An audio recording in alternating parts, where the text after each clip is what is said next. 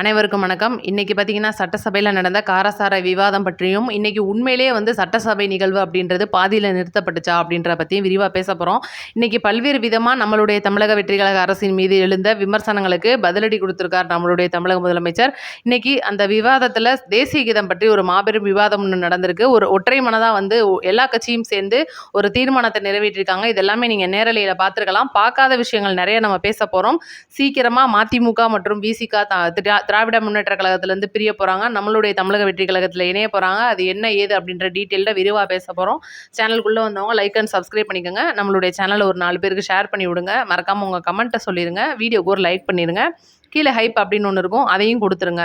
இன்றைக்கி பார்த்தீங்கன்னா நேரலை இன்னைக்கு 2வது நாள். நேற்று பார்த்தீங்கன்னா ஆளுநருடைய உரை முடிந்து போயிட்டு இருந்துச்சு. ஆளுநருடைய உரை போயிட்டு இருக்கும் போதும் சரி, இன்னைக்கு அந்த ஒற்றை மனதாக ஒரு தீர்மானம் மேகதாதுல அணை கட்டக்கூடாது அப்படின்றதுக்காக இன்னைக்கு ஒன்றிய அரசை எதிர்த்து ஒட்டுமொத்த கட்சிகளும் ஒரு மனதாக தீர்மானம் நிறைவேற்றியிருக்காங்க.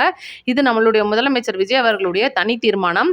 உண்மையிலே ஒரு தீர்மானம் தனி தீர்மானமாக கொண்டு அது அனைத்து கட்சியுடைய ஒப்புதல் படி தீர்மானத்தை நிறைவேற்றுறதுக்கு ஒரு கெத்து வேணும்னு தான் சொல்லணும். எந்த முதலமைச்சராக இருந்தாலும் சரி, அந்த அளவுக்கு இன்னைக்கு நம்மளுடைய தமிழக முதலமைச்சர் அவர்கள் தனி தீர்மானத்தை ஒரு மனதா மக்களுடைய நலனுக்காக இந்த தீர்மானத்தை எல்லாரும் ஏத்துக்கணும் அப்படின்னு சொல்லியிருப்பாரு. கண்டிப்பா எல்லாருமே ஏத்துக்கிட்டாங்க. அவங்கவுங்க சைட்ல உண்மையிலேயே நிறைய கோரிக்கைகள் வைக்கப்பட்டது. இன்னைக்கு திமுக சார்பிலே சில கோரிக்கைகள் வைக்கப்பட்டது. நம்மளுடைய தமிழக வெற்றி கழக சார்பில் செங்கோட்டையன் அவர்கள் பேசினது எல்லாமே பார்த்துருப்பீங்க நீங்கள் நேரலையில். ஆனால் குறிப்பாக நம்ம பாமகவுடைய அன்புமணி, அவங்களுடைய மனைவியான சௌமியா அன்புமணி பேசினதை உண்மையிலே பார்த்தீங்கன்னா மேப்பை கையில் எடுத்துகிட்டு வந்துட்டாங்க அக்கா அப்படின்னு தான் சொல்லணும். ஏன்னா இன்றைக்கி 320 கிலோமீட்டர் மட்டும்தான் கர்நாடகாவில் பயணிக்குது இந்த காவிரி ஆறு. முழுக்க 420, ஏன்னா அதோட நீளம்னு பார்த்தீங்கன்னா 800 அடிக்கு மேலே சொல்கிறாங்க, 800 கிலோமீட்டருக்கு மேலே. அப்போ 320 கிலோமீட்டர் தான் கர்நாடகத்துக்குள்ளே இருக்குது. 480க்கு மேலே பார்த்தீங்கன்னா கிட்டத்தட்ட நம்மளுடைய தமிழ்நாட்டில் தான் இருக்குது. அதனால் நமக்கு தான் உரிமை அதிகம்னு சொல்லிட்டு நிறையா பாயிண்ட்டுகளை அடுக்குனாங்க. உண்மையிலே நம்மளுடைய தமிழக முதலமைச்சர் ஒவ்வொரு அந்த சட்டமன்ற குழு தலைவர்கள் பேசும்போதும் பார்த்தீங்கன்னா உன்னிப்பாக கவனிச்சாரு. குறிப்பாக நம்மளுடைய சௌமியா அன்புமணி அவர்கள் பேசுகிறத ரொம்பவே உன்னிப்பாக கவனிச்சு ரியாக்ஷனும் சூப்பராகவே கொடுத்துருந்தாரு. இது உண்மையிலே அவருக்கே தெரியுமா அப்படின்றதெல்லாம் இன்னைக்கு தானே புதுசாக தெரிஞ்சிருக்கு. நம்மளுடைய முதலமைச்சருக்கும் இது புது சட்டசபை தானே அப்படின்னு தான் இருந்துச்சு. இப்போ நேரலைக்கு வருவோம். நேற்று பார்த்தீங்கன்னா ஆளுநர் அவர்கள் உரை நிகழ்த்திக்கிட்டு இருக்கும்போது உரை முடிஞ்ச கையோட ஆளுநர் கிளம்பிட்டாரு. நேரலை முடிஞ்சிருச்சு. நிறைய அமைச்சர் பெருமக்கள் லைவ்ல நேரலையில் நமக்கு ப்ரெஸ் மீட்லாம் கொடுத்துருப்பாங்க, நீங்கள் பார்த்துருப்பீங்க. இன்னைக்கு பார்த்தீங்கன்னா இந்த ஒரு மனதா தீர்மானம் நிறைவேற்றி முடிச்ச கையோட சபாநாயகர் அவர்கள் ஒரு மனதா தீர்மானம் நிறைவேறிச்சு அப்படின்னு முடிச்ச கையோட நேரலை அமர்ந்து போச்சு. இதெல்லாம் பார்த்துருப்பீங்க. நேற்று தான் நம்மளுடைய ராஜ்மோகன் அவர்கள் சொல்லியிருப்பாரு, பள்ளிக்கல்வித்துறை அமைச்சர், சட்டசபை அப்படின்றது இவ்வளோ நாள் திமுக அதிமுகவுடைய ஆட்சி காலங்களில் இருந்த மாதிரி இருக்காது. முழுக்க நீங்கள் நேரலையில் பார்க்கலாம். இதை நம்மளுடைய தமிழக வெற்றி கழக அரசு செயல்படுத்தும்னு சொல்லியிருப்பாரு. ஆனால் ஏப்பா இன்னைக்கு நிறுத்திடுச்சு நீங்கள் எல்லாம் கேட்பீங்க. ஆனால் கண்டிப்பாக நிறுத்தப்பட்டது உண்மைதான். எதுக்காக அப்படின்றத நான் சொல்லிடுறேன். நேற்றும் சரி இன்னைக்கும் சரி சட்டசபைகள் நிகழ்வுகள் 2 மணி நேரம் மட்டுமே அந்த டைம் அளவுக்குள், கால அளவுக்குள் நேரலை வைக்கப்பட்டது, அந்த டைமர் வைக்கப்பட்டது அப்படின்ற ஒரு மாபெரும் தகவல் ஜஸ்ட் நவ் இப்போ தான் வந்திருக்கு. 2 மணி நேரம் அப்படின்னும் போது அந்த டைமர் அவங்க செட் பண்ணியிருப்பாங்களாம். இந்த நேரலைக்கு கொடுக்குற லைனில் ஆட்டோமேட்டிக்காகவே பார்த்தீங்கன்னா 2 மணி நேரத்தில் கட் ஆயிரும். இதில் நீங்கள் போயோ நான் போயோ அங்கே இருக்கிறவங்க போயோலாம் அமர்த்த முடியாது. சட்டசபையுடைய செயலாளர் மற்றும் அங்கே இருக்கிற தொழில்நுட்ப வல்லுநர்கள் அவங்க கொடுக்குற ஆடியோ, அவங்க கொடுக்குற வீடியோ இரண்டுமே பார்த்தீங்கன்னா 2 மணி நேரம் கால அளவு வச்சு டைமர் வச்சுருக்காங்க. ஏன்னா முந்தைய ஆட்சியில் பார்த்தீங்கன்னா அது 1.5 மணி நேரம், 1 மணி நேரம், ஏன்னா அதுக்கப்புறம் உணவு இடைவேளைக்கு அப்புறம் கூட்டத்தொடர் தள்ளி ஒத்தி வைக்கப்படும். இந்த மாதிரி டைமிங் கால அளவுகள் அப்படின்றது இருக்குது. தமிழக வெற்றி கழக ஆட்சியை பொறுத்த வரைக்கும் 2 மணி நேரம் தொடர்ந்து அந்த கால அளவு போகும். நேற்றெல்லாம் பார்த்தீங்கன்னா உதயநிதி வாயத்திறங்க சிஎம் கதறல் சத்தம் கேட்குதா, எங்கள் அப்பா கதறாருன்னு சொல்லிட்டுலாம் பயங்கரமாக வாசலில் நின்றுட்டு இருப்பாரு. இதெல்லாமே நம்ம பார்த்துருப்போம். இதெல்லாம் முடிஞ்சதுக்கப்புறம் தொடங்கின சட்டசபை அப்படின்றது ஆளுநர் உரை. கிட்டத்தட்ட ஆளுநர் ஃபுல்லாக வாசித்தது நம்மளுடைய அரசில் தான் அப்படின்னு நான் ஏற்கனவே நேற்று எல்லாமே சொல்லிட்டேன். அப்போ அந்த ஒரு நிகழ்வும் 2 மணி நேரம். இன்னைக்கு பார்த்தீங்கன்னா 2 மணி நேரம் தொடர் நேரலை கொடுத்துருக்காங்க. கிட்டத்தட்ட 9 மணிலேருந்து 11:30 மணி வரைக்கும் அது லைவாக போயிட்டு இருந்திருக்கு. அதுக்கப்புறம் தான் நிறுத்தியிருக்காங்க. இது யாருமே தனிப்பட்ட முறையில் அமர்த்தினது கிடையாது. நல்லா கேட்டுக்கங்க மக்களே. இன்னைக்கு திமுக அப்படின்ற ஒரு கட்சி எதிர்கட்சியா உட்காந்து சட்டசபையில கதர்னு கதறுவாங்க. இதுக்கெல்லாம் நம்மளுடைய சிஎம் தக்க பதிலடி கொடுப்பாரு. ஏன்னா குதிரை பேர அரசுன்னு சொன்னாங்க முதல் நாள் பதவி ஏற்கிற அன்னைக்கு. அப்ப இது குதிரை பேர அரசு கிடையாது, குதிரை வேக அரசுன்னு ஸ்பாட்லேயே பார்த்தீங்கன்னா உடனே இன்ஸ்டண்டா அடி கொடுத்துட்டு இருப்பாரு. அந்த மாதிரி இன்னைக்கு நம்மளால அதை பார்க்க முடியலன்னு நமக்கே வருத்தம் இருக்கும்போது இவங்களுடைய கதறலை நம்ம பார்க்க முடியலன்ற வருத்தம் நமக்கு இருக்கும். அதனால முழுக்க இது தமிழக வெற்றி கழக அரசின் மீது தப்பு கிடையாது. தொழில்நுட்ப வல்லுநர் ஆளுநர்கள் செஞ்ச அந்த 2 மணி நேர வேலை அப்படின்றது இது வந்து பார்த்தீங்கன்னா, இப்ப செவ்வாய்க்கிழமை வரைக்கும் இந்த கூட்டத்தொடர் இருக்கும்னு சொல்லியிருக்காங்க. இனி நீங்க முழுசாவே வந்து அதுக்கான நேரலைய பார்க்கலாம். அதுக்கான உத்தரவாதமும் குடுத்துருக்காங்க. திமுக, அதிமுக மாரி மக்களை ஏமாத்துற அரசு கிடையாது இந்த அரசு அப்படின்றதையும் தெளிவா சொல்லியிருக்காங்க. இதுக்கப்புறம் பார்த்தீங்கன்னா, இந்த நேரலை முடிஞ்ச கையோட என்னென்ன விஷயம்லாம் பேசியிருக்காங்கன்னா, முக்கியமா இன்னைக்கு தமிழ்நாட்டுல எவ்வளவோ பிரச்சனை இருக்கு. மதுபான கடைகள்ல டாஸ்மாக்ல அடிச்ச கொள்ளை வந்து இன்னைக்கு திமுக வந்து அவ்வளோ தூரம் ரூ. 10 பாட்டிலுக்கு வச்சது, மக்கள்ட்ட வந்து காசு ஆட்டைய போட்டது எவ்வளோ விஷயங்கள் இருக்கும்போதும், அத பத்தி வந்து இன்னைக்கு பேசாம, நீங்க வந்து மதுபான கடைகளை குறைச்சிருக்கீங்க நம்மளுடைய தமிழக அரசு சொல்லாம, தேசிய கீதத்தை ஏன் நீங்க 2 வாட்டி பாடுனீங்கன்னு சம்மந்தமே இல்லாம கேட்கும்போது, சபாநாயகர் ஜே.சி.டி. பிரபாகர் அவர்கள் நெத்தியடியா சொல்லியிருக்காரு. தேசிய கீதம்ன்றது இங்க சபாநாயகரா உட்கார்ந்திருக்கிற என்னுடைய சம்மந்தப்பட்ட வேலை. நான் எத்தன வாட்டி வேணாலும் அத போட்டு கேட்பேன். அதெல்லாம் நீங்க கேட்கக்கூடாது அப்படின்னு சொல்லிட்டு நேத்துக்கு நேரா சொல்லியிருக்காப்ல. உண்மையிலேயே ரொம்ப சந்தோஷமான விஷயம். இன்னைக்கு தமிழ் தாய் வாழ்த்தா இருக்கட்டும், தேசிய கீதமா இருக்கட்டும், தமிழர்கள் 2யுமே ஒண்ணா தான் நாங்க பார்ப்போம். எங்களுக்கு முதல்ல தமிழ் தாய் வாழ்த்து, அப்புறம் வந்து நாங்க முதல்ல தமிழர், அப்புறம் இந்தியர். அதனால அடுத்து தேசிய கீதம். இத விட்டுட்டு திமுக, அதிமுக மாதிரி வந்து எங்களுக்கு அது பெருசு, இது சிறுசு அப்படின்றதெல்லாம் நாங்க பிரிச்சு பார்க்குற ஆள் கிடையாது. எங்கள பொறுத்தவரைக்கும் எல்லாமே ஒண்ணு தான். நாங்க தமிழர், அப்புறம் இந்தியர் அப்படின்ற இந்திய ஒருமைப்பாட்டுக்குள்ள நாங்கெல்லாம் வருவோம்னு சொல்லிட்டு சொல்லாம சொல்லிட்டாப்ல.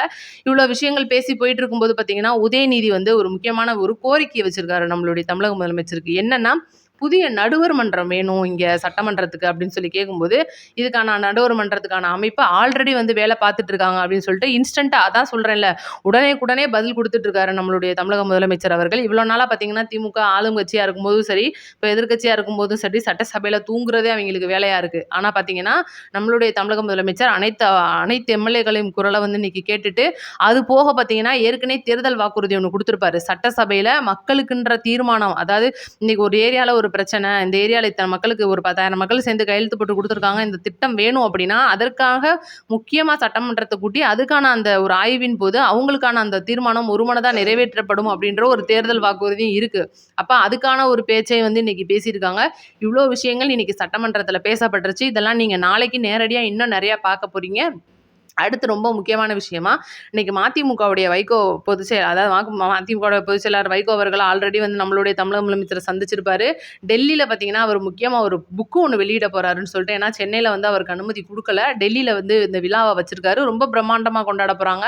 திமுகவிலிருந்து அவர் பிரியிறாரு. ஆல்ரெடி பிரிய போறாரு. ஏன்னா இன்னைக்கு திமுக அவங்களுடைய சின்னத்துல நின்னு மதிமுக ஜெயிச்சனால ராஜினாமா பண்ண முடியாது அப்படின்ற ஒரு சின்ன தடங்கல் ஒண்ணு இருக்கு. இப்ப மித்த கட்சிகள் மாதிரி வந்து ராஜினாமா பண்ணிட்டு அதிமுக மாதிரி வந்து இங்க சேரப்போறது அப்படின்றதெல்லாம் சொல்ல முடியாது. அது போக பார்த்தீங்கன்னா, இன்னைக்கு விசிகாவா இருக்கட்டும், மதிமுகவா இருக்கட்டும், ஐயுஎம்எல்லா இருக்கட்டும், அவங்கவங்க சின்னத்துல நின்னு ஜெயிச்சனால தான் இன்னைக்கு நம்மளுடைய அமைச்சர் பொறுப்புகள்ல இருக்காங்க. ஆனா மதிமுக அப்படி கிடையாது. பம்பரத்துல நிக்கல. முழுக்க முழுக்க உதயசூரியன்ல நின்றுருக்காங்கன்றனால அவங்களால கட்சி தாவடி வரவும் முடியாதுன்ற ஒரு இக்கட்டான சூழ்நிலையில இருக்கும்போது பார்த்தீங்கன்னா, திமுகவுடைய ஸ்டாலின் அவர்கள தான் கூட்டணி கட்சி தலைவர்ன்ற அடிப்படையில புக்கு வெளியீட்டு விழாவுக்கோ, ஏதோ ஒரு விழாவ சிறப்பிக்கிறதுக்கோ கூப்பிடுவாங்க. ஆனா, நம்மளுடைய வைகோ அவர்கள் என்ன பண்ணிட்டாரு, டக்குன்னு தலைமைச் செயலகம் வந்து முதலமைச்சர பார்த்து, "நீங்க சொல்ற நாள்ல நான் வச்சுக்கிறேன்" அப்படின்னு சொல்லி கேட்டிருக்காரு.